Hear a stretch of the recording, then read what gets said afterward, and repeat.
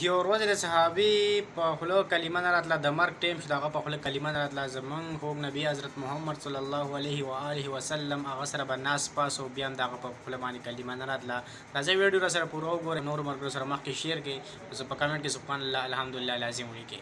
راځئ ویډیو طرف ته. کله چې د مرګ ټیم شو د په خوله کلمه نه راتله، خپلې ښځې ورته کلمه بار بار به ویل، هغه په خوله به کلمه نه راتله او ژبه یې نه دغه کېده چې دا کلمه دې ووایي. خو به هر حال بیا ما ښځه نبي علیه السلام پسې په منډه منډه لاړه او نبي علیه السلام ته وویل چې راشه زما خاوند د مړ کېدو ټیم دی، د هغه په خوله کلمه نه راځي. خوږ نبی حضرت محمد صلی الله علیه و آله وسلم هغه مو سره په منډه منډه راغی او ورته یې وویل، کلمې ورته شروع کړه، بیا هم هغه کلمه نه وي، بیا هم هغه په خوله کلمه نه راتله.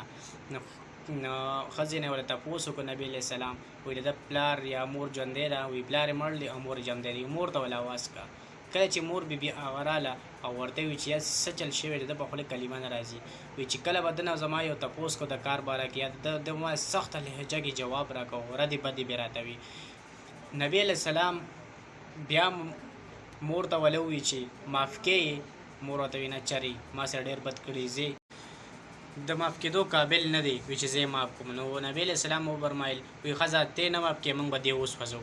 مور خو مور وي، بیا هم ورته وایي نه، وایي زه یې معاف کوم. چې کله مور معاف کړو د هغه په خوله کلمه راغله او هغه مړ شو.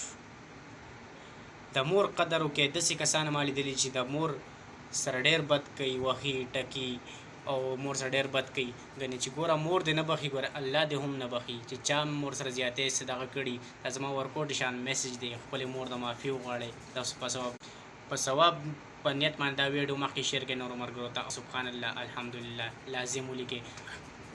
د خپلې مور دپاره الله تل ژوندي او خوشحاله ساته. په کمنټ کې ټول ووایئ چې آمین.